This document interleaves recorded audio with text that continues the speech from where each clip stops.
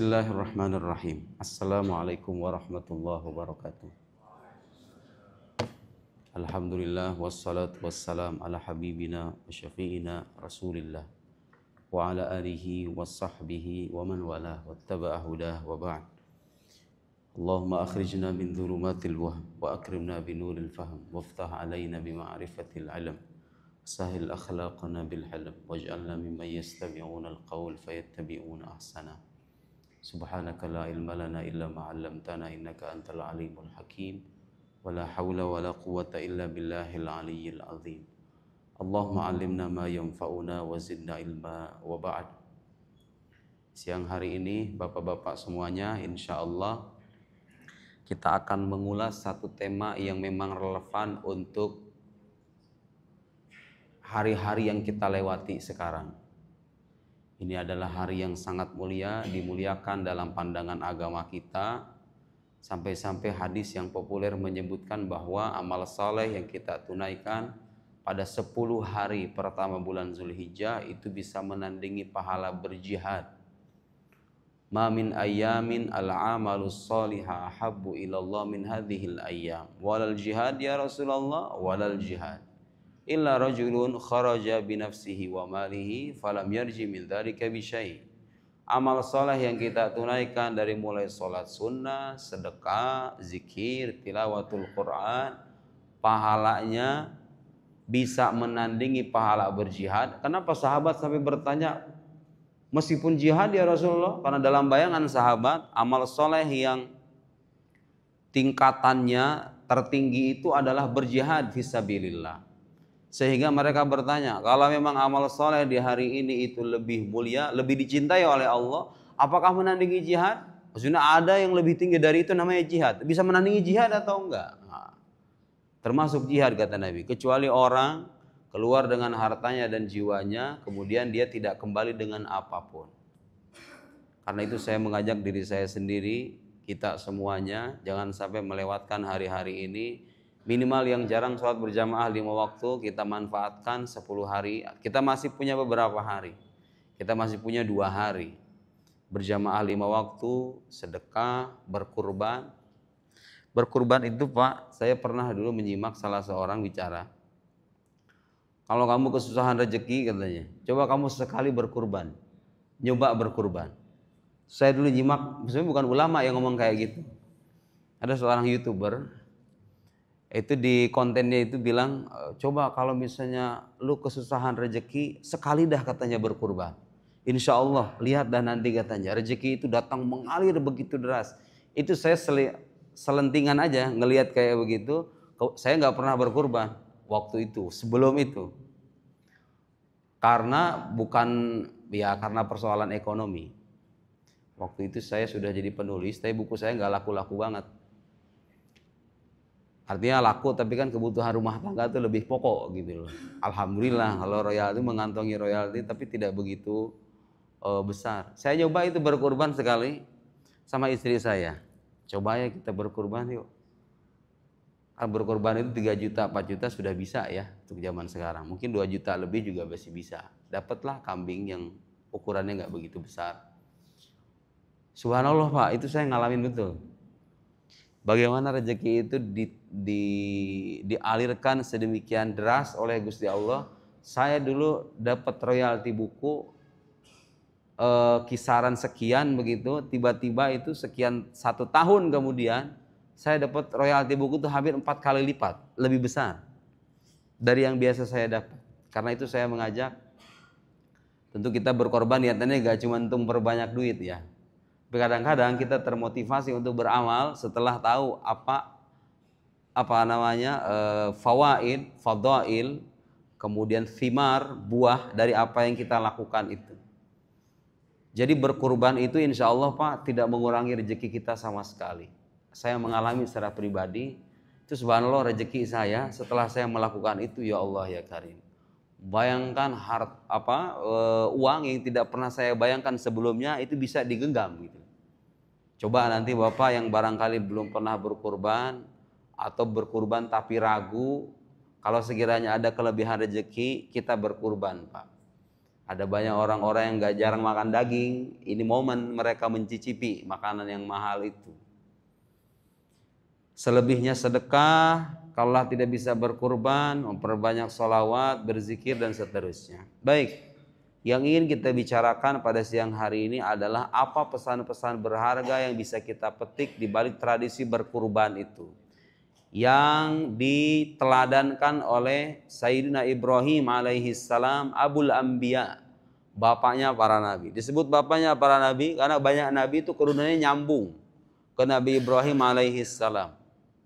Punya dua istri namanya Hajar, kemudian Sarah. Dari sana lahirlah Ishak, dari Sayyidah Hajar lahirlah Ismail, dan dari Nabi Ismail tidak pernah terlahir nabi lagi. Dari Nabi Ishak ada Nabi Yakub, Nabi Yakub ada Nabi Yusuf, Nabi-Nabi Bani Israel dari Sayyidina Ishak putra Nabi Ibrahim. Sementara dari Sayyidina Ismail alaihissalam tidak lahir seorang nabi pun kecuali Nabi kita Muhammad sallallahu alaihi wasallam. Nabi Ibrahim alaihissalam adalah Abul Anbiya. Diuji sama Allah setelah penantian yang sedemikian panjang, nunggu anak bertahun-tahun. Ibnu Katsir mencatat sebuah riwayat Nabi Ibrahim ketika mendapatkan keturunan Nabi Ismail alaihissalam itu usianya sekitar 80 tahun lebih. Jadi udah kakek-kakek baru dapat anak. Mustahil? Enggak mustahil. Allah Maha Kuasa. Anak yang ditunggu bertahun-tahun datang di usia sudah tua renta sekitar 80 tahun. Tiba-tiba di dalam mimpi. Kita ini kalau punya anak, punya yang betul-betul dinanti, ada kan orang-orang yang diuji dengan keturunan ya. Mungkin salah satunya diantaranya adalah saya. Saya menanti keturunan, saya sudah menikah 5 tahun, sampai sekarang belum dikasih sama Allah Subhanahu wa Ta'ala. Tapi itu setiap orang ada ujiannya, mungkin ujian saya di situ. Saya nggak ngebayangin itu Pak. Orang sudah sampai puluhan tahun nunggu anak, tiba-tiba dapat perintah wahyu. Nah ini catatan harus digaris bawah, wahyu. Nabi Ibrahim diperintahkan berdasarkan wahyu, inni ara fil manami anni azbahuk. Dalam surat Al-Quran, dalam Al-Quran kan begitu. Nabi Ismail itu bermimpi bahwa Nabi Ibrahim diperintahkan untuk Nabi Ibrahim bermimpi supaya menyembelih anaknya. Orang-orang sekarang yang tidak percaya wahyu, tidak percaya kenabian itu pasti terheran-heran. Kok bisa Ustadz Nabi tapi menyembelih anak tuh gimana ceritanya? Kan membunuh, menyembelih itu dosa besar. Aywana, dosa besar. Dosa besar bagi kita manusia normal. Tapi Nabi itu punya ketentuan berbeda Pak. Jadi kalau ada orang terheran-heran kok bisa ya ada Nabi disuruh menyembelih anaknya. Itu perintah dari Allah sebagai ujian. Bukan berarti kalau begitu membunuh itu menjadi halal. Membunuh zohirnya membunuh. Tapi hakikatnya itu adalah ketaatan kepada Allah karena itu perintah dari Tuhan. Manusia biasa nggak bisa dengan alasan aku bermimpi menyembelih kamu kemudian disembelih anaknya. Atau menyembelih orang lain. Atau menyembelih penjahat sekalipun. Dengan alasan aku bermimpi tidak bisa. Karena kita bukan Nabi, kita tidak mendapatkan wahyu. Itu yang harus dibedakan. Termasuk Pak, kasus pernikahan Sayyidah Aisyah dengan Nabi Sallallahu Alaihi Wasallam. Sayyidah Aisyah dikisahkan menikah dengan Nabi usia 6 tahun, ada yang mengatakan 9 tahun. Ada yang mengatakan Nabi itu baru menikahnya di usia 6 tahun, dukhulnya atau mohon maaf berhubungan badannya di usia 9 tahun. Kok bisa itu? Menikah dengan perempuan di bawah umur, nalar orang zaman sekarang. Ya di zamannya pernikahan itu bukan aib. Karena sebelum dilamar sama Nabi pun Sayyidah Aisyah itu udah dilamar sama orang lain namanya Mut'im ibn Adi. Terus yang tidak kalah penting, Nabi itu menikah dengan Sayyidah Aisyah bukan karena kemauannya, tapi itu wahyu. Perintah dari Allah Subhanahu wa Ta'ala. Justru kalau nggak nurut bisa jadi berdosa Nabi. Tidak mustahil Nabi berdosa. Nabi Ibrahim alaihissalam diperintahkan oleh Allah dengan perintah yang sangat berat. Bagaimana mungkin anak yang sudah berpuluh-puluh tahun ditunggu tiba-tiba minta disembelih. Pelajaran pertama bagi kita. Orang yang mulia itu kadang mendapatkan ujian yang luar biasa. Berarti kalau kita hidup sudah berusaha setaat mungkin beragama, tiba-tiba mendapatkan ujian yang luar biasa, ingat dan catat bahwa itu bukan tanda murka ilahi. Memang begitulah sunnah kehidupan yang Allah berlakukan bagi orang-orang pilihannya. Saya terakhir baca kitab namanya Fawaidul Balwa wal Mihan.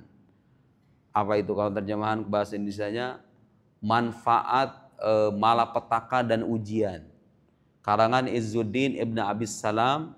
Dia mengarang kitab, isinya adalah apa manfaat yang bisa kita petik dari segala ujian hidup berat yang kadang kita terima itu. Saya akan bacakan nanti karena itu relevan dengan pesan-pesan moral di balik tradisi berkurban yang kita tunaikan esok hari. Baik. Jadi pelajaran yang cocok untuk kita dengan apa dalam konteks kehidupan keseharian kita, Nabi Ibrahim adalah nabi yang gelarnya itu Khalilur Rahman, kekasih Allah Subhanahu wa taala. Nabi yang derajatnya sangat tinggi, karena nabi itu semuanya punya derajat tinggi, tapi ketinggian mereka itu berderajat lagi. Nabi Ibrahim adalah salah seorang nabi ulul azm. Nabi yang punya derajat tinggi, sama Allah diberikan ujian yang sangat besar. Pelajarannya buat kita sekali lagi, apa yang menimpa kita dari ujian hidup yang berat, berarti itu tanda bahwa kita itu sedang dinaikkan derajat.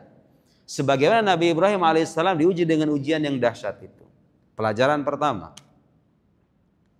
Pelajaran selanjutnya saya ingin tekankan sekali lagi, apa yang dilakukan oleh Nabi Ibrahim itu bukan perbuatan yang boleh dilakukan oleh manusia biasa. Karena manusia biasa tidak mendapatkan wahyu, Nabi Ibrahim mendapatkan wahyu. Puncak ketaatan seorang nabi adalah memenuhi perintah Tuhannya. Tuhan memerintahkan, berat rasanya dalam perasaan, tapi Nabi Ibrahim menunaikan itu. Di sisi lain Bapak, Nabi Ibrahim alaihissalam dalam sebuah riwayat disebutkan itu nabi yang mengkhitan dirinya sendiri di usia tua renta. Dan itu bukan perkara yang mudah. Nabi Ibrahim ini kalau kita baca biografi kehidupannya, baik dalam Al-Quran ataupun hadis atau athar, Nabi Ibrahim itu punya ujian dengan berbagai, pernah diuji oleh seorang raja yang diktator. Dan dia berhadapan dengan raja, ujian fisik beliau alami, ujian psikologis beliau alami. Itu kurang berat apa? Ujian fisik ketika berjumpa dengan raja yang diktator, Raja Namrud, kemudian dibakar, ternyata pertolongan Allah datang. Itu ada sebuah riwayat menyebutkan malaikat Jibril ketika Nabi Ibrahim bukan kalau bahasanya kalau api itu dilemparkan ke dalam api, maka Jibril datang. Sal, minta kamu Ibrahim kalau punya permintaan. Amma ilaika fala, kata Nabi Ibrahim, kalau sama kamu Jibril aku nggak mau. Malaikat Jibril menawarkan pertolongan kepada Nabi Ibrahim, kamu minta pertolongan enggak? Dalam keadaan mau dibakar sama Namrud itu. Bilang sama malaikat Jibril, amma ilaika fala. Kalau sama kamu saya enggak perlu. Ilmuhu bihali yughni an su'ali, kata Nabi Ibrahim. Allah sudah tahu keadaanku, pengetahuan Allah tentang keadaanku itu sudah cukup untuk membuatku tidak meminta apa-apa kepadanya. Allah sudah tahu. Itu sering disebut oleh para ulama maqam Ibrahimi. Manakala orang diberikan ujian berat, kemudian dia punya celah untuk meminta kepada Allah supaya ujiannya itu dihilangkan, tapi dia memilih pasrah. Memilih tidak minta apapun kepada Gusti Allah. Itu ada orang-orang kayak gitu Pak. Ada orang-orang yang dalam hidupnya kalau dia dapat ujian, gak minta sama Allah itu dihilangkan ujiannya. Dia hanya bisa berpasrah saja. Nabi Ibrahim mencontohkan itu. Dilempar oleh Raja Namrud, diberikan tawaran sama malaikat, mau kamu punya hajat atau tidak? Kalau sama kamu aku nggak perlu. Allah sudah tahu keadaanku dan pengetahuan Allah tentang keadaanku, kata Nabi Ibrahim, itu sudah cukup untuk membuatku tidak berminta kepadanya. Pasrah dengan ketetapan ilahi, ketetapan Allah Subhanahu wa taala. Para anbiya begitu rata-rata, Pak. Apalagi Nabi Muhammad sallallahu alaihi wasallam. Maqam mereka maqam tafwid al-mutlak, pasrahan yang sifatnya mutlak. Kalau orang kayak kita nggak bisa, termasuk saya. Kita dikasih ujian yang berat, dikasih tangisan, dikasih derai air mata, kita nggak bisa. Kadang-kadang kita minta, ya Allah kapan? Mata nasrullah itu kan ada dia di surat Al-Baqarah, wa zulzilu hatta yaqula rasul walladzina amanu mata nasrullah. Para sahabat Nabi itu bertanya ketika diberikan ujian berat itu, mata nasrullah? Kapan pertolongan Allah akan datang? Ala inna nasrullahi qarib. Nah, ada orang-orang yang ketika diuji itu mereka nggak bertanya begitu, mereka pasrah dan menerima semua ketetapan Tuhannya. Di antara nabi yang meneladankan makam semacam itu Nabi Ibrahim alaihissalam. Baik. Nabi Ibrahim alaihissalam ujian fisik mengalami. Ujian psikis diantaranya yang dari keteladanan yang kita terlahir syariat berkurban itu juga dialami. Ujian psikis, anak disuruh disembelih, itu ujian psikis luar biasa. Dan beliau berhasil melewati semuanya.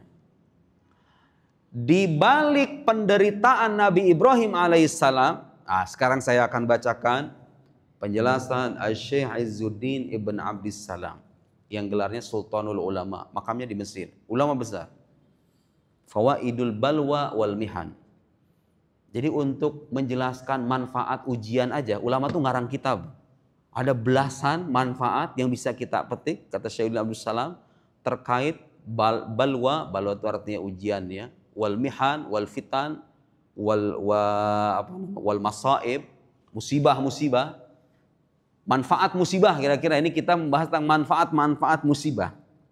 Kata Izzuddin Ibn Abdissalam, menyangkut kisah Nabi Ibrahim alaihissalam. Lamma akhadal jabbar Sarah, waktu Allah mengambil istri Nabi Ibrahim yang bernama Sarah, diwafatkan maksudnya, diambil itu maksudnya diwafatkan. Min Ibrahim kana fi tayyi tilkal baliyah wal musibah an akhdamaha Hajar. Waktu istrinya yang bernama Sarah wafat, Allah Subhanahu wa taala mengirim istrinya yang lain namanya Hajar.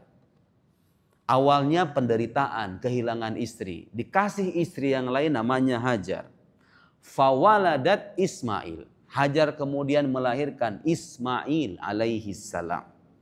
Li Ibrahim alaihi salam fakana min dzurriyyati Ismail sayyidul mursalin wa khatamun nabiyyin.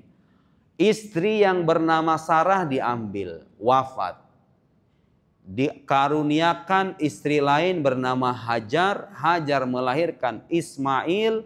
Dari Ismail terlahirlah Imamul Anbiya wal Mursalin. Imamnya para nabi, Nabi Muhammad sallallahu alaihi wasallam. Kata Syekh Abdul Salam sebagai bukti bahwa ujian berat yang kita terima itu di baliknya kadang-kadang menyimpan nikmat dan karunia yang luar biasa. Cuma gak didapat langsung. Kadang-kadang ditunda sama Allah itu. Ada orang terkasih kita wafat. Atau anak kita mengalami na'udzubillah kecelakaan. Tiba-tiba setahun, 2 tahun, 3 tahun kemudian, oh ini hikmahnya. Allah mencabut orang terdekat yang saya cintai itu. Nabi Ibrahim istrinya diambil, dikasih istri lain, ternyata lahir dari istrinya ini adalah imamnya para nabi. Itu isyarat. Kadang-kadang Allah memberikan ujian yang berat, tapi di balik ujian yang berat Allah berikan nikmat yang besar. Saya ingin mengoreksi satu hal yang cukup banyak dipahami secara keliru oleh orang-orang Muslim. Nabi Ibrahim itu bapaknya nggak musyrik, Pak. Itu gara-gara membaca ayat wa idz qala Ibrahimu li abihi azara atattakhidhu asnaman aliha, disebutkan bapak Nabi Ibrahim itu namanya Azar. Itulah masalah kalau kita baca Al-Quran dengan terjemahan. Wa idz qala Ibrahimu li abihi. Orang Indonesia yang belajar bahasa Arab pemula taunya kata ab itu artinya ayah. Sehingga ketika berjumpa dengan ayat wa idz qala Ibrahimu li abihi Azar, tatkala Ibrahim berkata kepada ayahnya Azar. Sebenarnya kata ab itu dalam bahasa Arab bukan selamanya ayah, Pak. Tidak selamanya bermakna ayah. Ayah itu dalam bahasa Arab yang maknanya ayah, beneran ayah itu walid. Kalau disebut kata walid, Rabbighfirli wali walidayya, itu orang tua beneran ayah yang melahirkan, walid. Kalau ab dalam Al-Quran itu maknanya nggak selamanya ayah. Ab itu bisa maknanya kakek. Bisa bermakna paman, bisa bermakna ayah.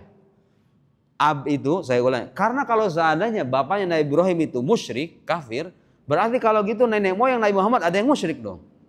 Dan itu bertentangan dengan penjelasan ulama Ahlussunnah wal Jamaah bahwa abaun Nabi min ladun Adam. Nenek moyang Nabi dari sejak Nabi Adam sampai Sayyid Abdullah, ayah dan Nabi itu gak ada yang musyrik. Gak ada yang berzina, gak ada yang pernah minum khamar, tidak ada yang pernah sujud kepada berhala. Semuanya dijaga sama Allah. Dalil-dalilnya banyak, bukan tempatnya di sini menguraikan. Ab itu, sekarang saya buktikan bahwa dalam bahasa Arab kata ab itu tidak selamanya bermakna ayah. Ya, kebanyakan dimaknai ayah, tapi bisa dimaknai paman majazan. Bisa dimaknai kakek majazan sebagai bentuk majaz. Misalnya dalam Al-Quran disebutkan, Am kuntum syuhada idh hadra Ya'qub al-mautu idh qala li banihi ma ta'buduna min ba'di. Qalu na'budu ilahaka wa ilaha abaika Ibrahim wa Ismaila wa Ishaqa ilaha wahida wa nahnu lahu muslimun. Perhatikan.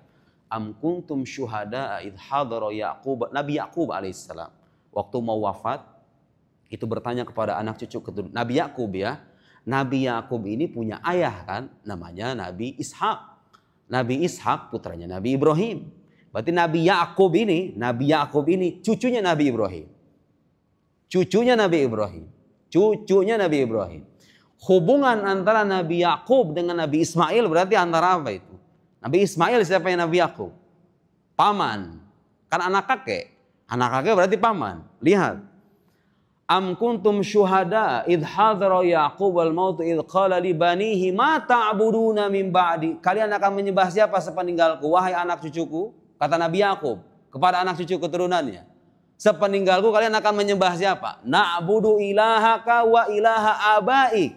Kita akan menyembah Tuhanmu wahai ayah, kira-kira begitu. Kata anak cucu keturunan Nabi Ya'qub. Wa ilaha abaik. Dan Tuhan abaik. Aba itu jama dari kata ab. Aba jama dari kata abun. Artinya ayah. Kalau terjemahan harfiahnya kan ayah. Tapi dalam ayat itu maknanya bukan ayah.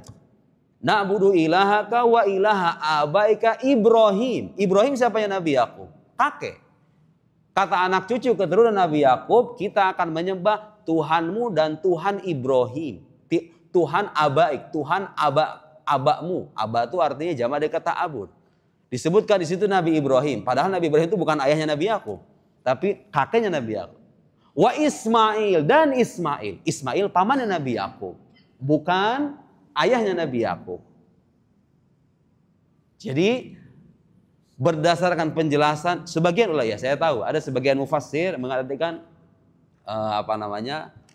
ayah anda Nabi Ibrahim, Azar itu yang disebut sebagai ayah Nabi Ibrahim. Tapi sebagian ulama ya yang berpendapat enggak, nama ayah Nabi Ibrahim alaihissalam yang sabit, yang disebutkan dalam beberapa riwayat itu namanya Terah atau Tarah. Dalam sebagian kitab-kitab berbahasa Arab, Tarah, ta alif ra ha, Tarah, bukan Azar. Azar itu pamannya. Paman yang disebut musyrik yang menyembah berhala itu Azar, pamannya. Jadi kata ab dalam Al-Quran tidak selamanya bermakna ayah. Buktinya Nabi Ya'qub, keturunan Nabi Ya'qub menyebut Nabi Ibrahim dan Nabi Ismail sebagai aba atau jama dari kata ab. Sebagai bukti bahwa kata ab tidak selamanya bermakna ayah. Itulah juga penjelasan yang relevan untuk menjawab kegelisahan atau pertanyaan sebagian orang.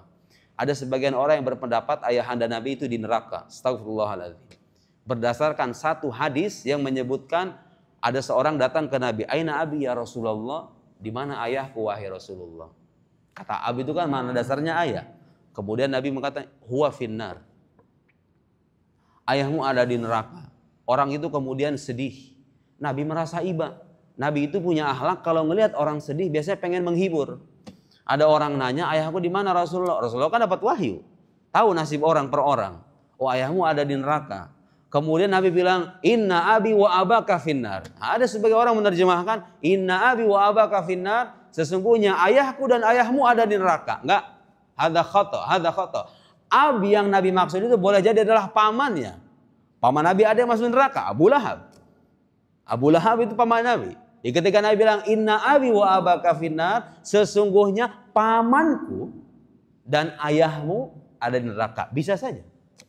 Hadza muhtamal, itu namanya hadis, kalau dalam ilmu aqid namanya hadis dhanni. Tidak bisa bertentangan dengan ayat Al-Qur'an yang bersifat qat'i.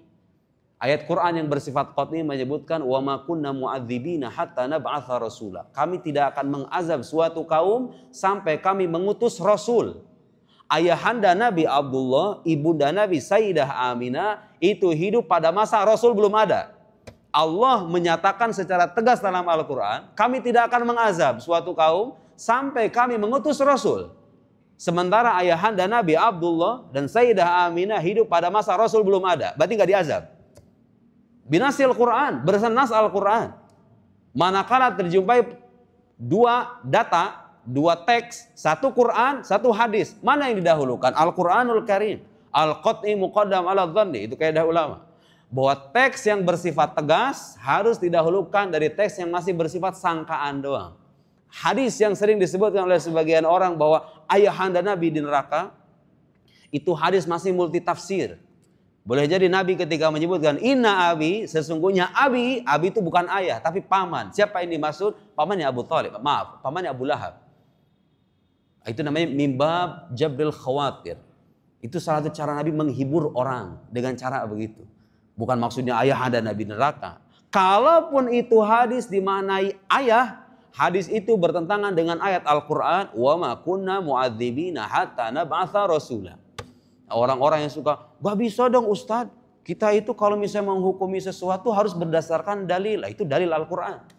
Bukan perasaan. Kita juga gak mau ayahanda Nabi masuk neraka, ibunda Nabi masuk neraka. Gak boleh cuma perasaan. Memang gak boleh Pak berdasarkan perasaan. Makanya kita merujuk Al-Quran.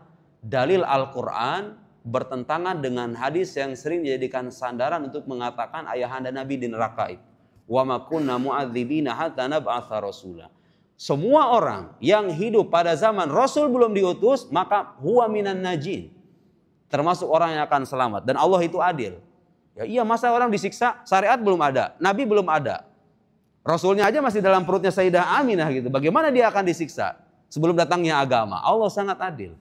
Termasuk orang-orang yang hidup pada abad 21 sekarang. Yang ada di pelosok-pelosok, mungkin Swedia, mungkin di Swiss, mungkin di Prancis, mungkin di mana? Di Papua. Di pelosok-pelosok yang tidak pernah mengenal Nabi Muhammad, tidak pernah mengenal Al-Quran, tidak pernah mengenal Islam. Para ulama menyebutkan itu dihukumi dengan hukum orang yang belum mendapatkan Rasul. Hukum ahlu fatrah. Mereka kalau misalnya masuk neraka, tidak akan diabadikan di neraka. Ulama berpendapat mereka-mereka yang belum sampai kepadanya dakwah itu minan najin, akan selamat di alam akhirat. Siapa orang kafir? Orang kafir itu udah menerima dakwah. Dia menolak dengan kesombongan, menolak dengan kepongahan, tahu Islam benar, enggak. Tolak semua, itu orang kafir beneran. Lihat Pak, beragama penting. Membaca teks agama itu tidak cukup hanya dengan terjemahan. Harus berdasarkan metode yang dirumuskan oleh para ahlinya. Baik, saya agak sedikit melebar. Kali ini meluruskan kesalahpahaman sebagian orang. Nabi Ibrahim alaihissalam tidak punya bapak musyrik. Nabi Ibrahim alaihissalam minal muwahhidin. Ayahnya seorang muwahhid. Nenek moyang Nabi kita itu gak ada yang musyrik. Tidak ada yang musyrik. Wa taqallubaka fis sajidin. Jadi benih rahim Nabi Muhammad itu berpindah dari satu tempat ke tempat yang lain. Al-Quran menyebut minas fis sajidin. Orang-orang senantiasa bersujud. Al-Quran menyebutkan bahwa benih rahim Nabi Muhammad itu berpindah dari satu rahim ke rahim yang lain. Dan orang-orang yang mengandung rahim itu disebutkan oleh Al-Quran fis sajidin. Orang-orang yang bersujud. Tidak pernah bersujud kepada berhala, bersujud kepada Allah Subhanahu wa ta'ala. Adnan, Sayyidina Adnan, Muhammad bin Abdullah bin Abdullah bin Hashim bin Abdullah bin Muhammad bin Abdullah bin Abdullah bin Hashim bin Abdi Manaf bin Qusay bin Kilab bin Murrah bin Ka'ab bin Lu'ay bin Qalib bin Fir bin sampai Adnan itu muasir di Sayyidina Isa, sezama dengan Nabi Isa alaihi salam. Kalau kata guru saya, semua nenek moyang Nabi itu adalah wali kutub pada zamannya. Orang yang paling dekat dengan Gusti Allah pada zamannya. Sayyidina Adnan itu minal awliya fi zaman Sayyidina Isa. Nabi Isa Nabi Isa adalah Nabiullah. Sementara Adnan yang merupakan nenek moyang Nabi Muhammad itu min awliyail kibar. Qutbul aqtab. Wali kutub. Ada istilahnya wali kutub. Wali kutub itu porosnya para wali gitu. Ini katanya setiap zaman Pak. Ini bukan saya yang bilang. Ulama bilang. Setiap zaman itu ada namanya wali kutub. Wali kutub itu satu orang. Jadi kalau ditakar keimanannya, dia yang paling dekat dengan Gusti Allah itu. Cuma rata-rata wali kutub itu ditutup sama Allah. Gak ditampilkan. Ada satu orang di kalangan umat Nabi Muhammad abad 21 ini yang paling dekat dengan Gusti Allah. Wallahu a'lam siapa? Itu namanya wali kutub. Nenek moyang Nabi Muhammad itu semuanya wali kutub pada zamannya. Jangan sampai ada punya keyakinan Nabi Ibrahim bapaknya musyrik. Itu saya kira penting ya untuk mengoreksi. Berapa menit lagi Ustaz? Oh ya, hadza la yakfi. Hadza la yakfi. Baik, ada satu lagi pesan menarik. Kata Syekh Abdul Salam. Fir'aun itu kalau seandainya dia orang fakir, orang penuh dengan penderitaan, gak akan berkata, ana rabbukumul a'la. Aku adalah Tuhan kalian yang maha tinggi. Ya, Syekhul Islam sedang menjelaskan bahwa orang-orang yang suka sombong dalam hidupnya, itu rata-rata orang yang sedikit ujian hidupnya. Sedikit menderita, Pak. Orang kalau menderita, biasanya gak sombong. Jadi antara faidah atau manfaat penderitaan hidup itu apa? Menjadikan kita rendah hati. Fir'aun itu kalau saya dia orang fakir, dia orang penuh penderitaan, gak mungkin ngaku sebagai Tuhan. Raja Namrud yang berhadapan dengan Nabi Ibrahim alaihissalam, kalau dia orang fakir, kalau dia termasuk orang yang diuji dengan ujian yang berat, gak mungkin menghinakan Nabi Ibrahim alaihissalam. Sebagai pelajaran apa? Bahwa ujian yang berat kadang-kadang itu menjadikan seorang hamba sadar dengan kehinaan dirinya. Merintih di hadapan Tuhannya. Dan memang itu kenyataan, Pak. Orang yang miskin, mohon maaf, orang yang miskin sedikit harta lebih gampang dekat dengan Tuhannya ketimbang orang yang setiap hari diberikan nikmat tapi dia lupa. Itu fakta. Kadang-kadang kita kalau lagi ada masalah di kerjaan, sholat itu khusyuk. Tapi dalam keadaan kita punya banyak duit, kadang-kadang kita lupa. Di antara fawaid, di antara manfaat, musibah, atau malapetaka kehidupan yang kita terima itu, di antara manfaatnya, kata Syekh Izzuddin Ibn Abdissalam, itu menanamkan kerendah hatian dan rasa kehambaan dalam diri kita. Buktinya orang-orang durhaka itu al-fuqara wal masakin. Kalau kita lihat sejarah Islam, orang-orang fakir itu orang yang pertama kali menerima dakwah Nabi Muhammad sallallahu alaihi wasallam. Sementara Abu Jahal, Umayyah bin Khalaf, Abu Lahab, orang-orang yang kaya raya itu, mereka nggak masuk Islam. Abu Sufyan itu belakangan masuk Islamnya. Orang-orang yang kaya raya itu kadang-kadang punya gengsi. Kalau orang-orang fakir, orang-orang punya keterbatasan hidup, dia justru kadang lebih cepat menerima kebenaran. Itulah kenapa dulu para nabi itu rata-rata pengikut awalnya orang-orang dari kalangan bawah. Orang-orang yang menderita hidupnya. Nah, pelajaran bagi kita yang mengalami itu, gitu kira-kira ya. Bagi kita yang mengalami penderitaan itu, jangan menjadikan itu sebagai pemicu rasa pesimis. Karena ternyata Allah memberikan ujian itu justru supaya kita itu lebih dekat kepadanya. Berhenti di hadapan Tuhannya. Jadi bilang la ilaha illallah itu betul-betul dari lubuk hati yang terdalam, la ilaha illallah. Ila subhana rabbiyal a'la itu betul-betul merasakan ketinggian Allah dan kerendahan diri kita. Dengan ujian yang Allah berikan kepada kita. Orang beragama kalau punya keyakinan semacam ini, dia bisa lebih tenang menjalani hidup. Ujian tidak membuatnya putus asa, nikmat tidak membuatnya sombong dan pongah kepada sesama manusia. Walau ibtuliya Fir'aun bimithli dzalik lama qala ana rabbukumul a'la. Kalau Fir'aun dapat ujian kayak Nabi Ibrahim alaihissalam, gak akan dia ngaku sebagai Tuhan. Raja Namrud juga begitu. Nah, wal fuqara wad du'afa humul auliya.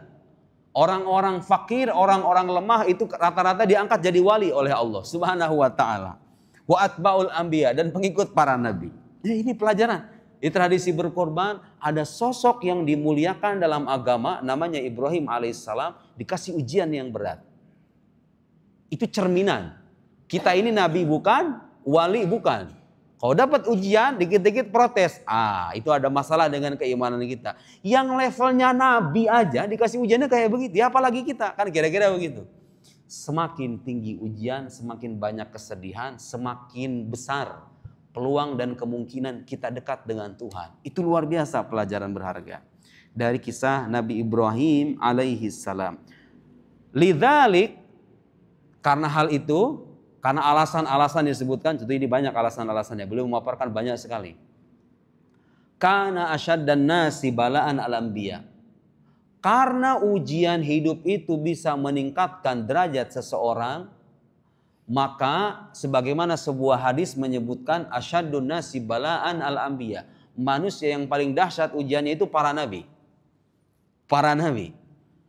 Ini pesan kayak begini Pak, cocok untuk anak-anak muda yang suka mempertanyakan.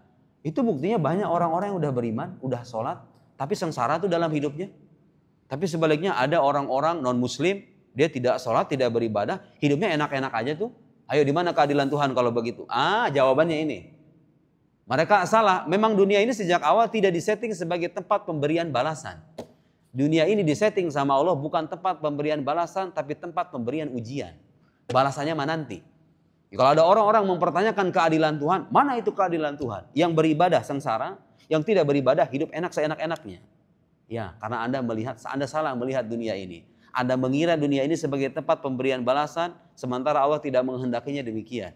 Dunia ini tempat Allah memberikan ujian. Nanti kalau udah mati, kita ini ibarat udah dapat soal, kita jawab soalnya, dikasih ke pengawas. Diumumin nanti, dapat reward. Ranking 1 ini, ranking 2 ini, dan seterusnya. Begitulah agama. Begitulah agama menanamkan rasa optimisme dalam diri kita. Manakala kita hidup, beribadah, taat, kok belum ada balasannya? Mana ini ya Allah? Belum. Memang belum saatnya. Kalaupun kita dapat balasan, itu cuma sebatas apa? Kalau bahasa kita DP doang, baru DP aja. Ganjaran utuhnya nanti. Wa innama tuwaffawna ujurakum yaumal qiyamah. Yaumid dunya. Sesungguhnya balasan kalian akan dituntaskan pada hari kiamat. Hari kiamat, bukan sekarang. Jadi banyak orang-orang yang menderita dalam hidup padahal udah taat beragama. Gak usah heran. Memang sejak awal dunia ini Allah ciptakan sebagai darul bala, bukan darul jaza. Sebagai tempat pemberian ujian, pemberian musibah, tangisan, penderitaan, bukan tempat pemberian balasan. Baik, ada banyak pelajaran-pelajaran lain tentunya, tapi saya kira waktunya sudah cukup ya. Betul nggak? Iya, kalau karyawan kan emang ada jamnya kan ya, habisnya saya lanjut, nggak kayak di masjid. Saya nggak kayak di masjid biasa. Baik, mudah-mudahan apa yang kita sampaikan bisa memberikan pelajaran berharga bagi kehidupan kita. Saya mengajak sekali lagi, Bapak semuanya kita masih punya waktu minimal 2 hari. 2 hari benar ya? Sekarang kan besok Arafah ya. Besok Arafah, kemudian malam 10 Zulhijjah. Insya Allah kita gunakan sebaik mungkin untuk memperbanyak ketaatan. Sayang soalnya kalau dilewati. Ini saya ngomong begini Pak, alhamdulillah Pak. Kita itu bicara juga berusaha sebisa mungkin. Kan ada tiba-tiba Ustadz ngomong kayak begitu sama jemaahnya. Sedihnya mah kagak ibadah. Enggak, alhamdulillah. Saya berusaha memompa diri saya sendiri untuk beribadah. Mengisi hari-hari yang sangat mulia ini dengan amal kebaikan. Dan mari saya mengajak semuanya supaya hidup kita tidak terlewatkan secara sia-sia. Naktafi bihadzal qadar, kita cukupkan sampai di sini. Wa nakhtim bi kafaratil majlis. Subhanakallahumma wa bihamdik asyhadu an la ilaha illa anta nastaghfiruka wa natubu ilaik. Wa sallallahu ala sayyidina Muhammad wa ala alihi wa sahbihi wa sallam. Wassalamu alaikum warahmatullahi wabarakatuh.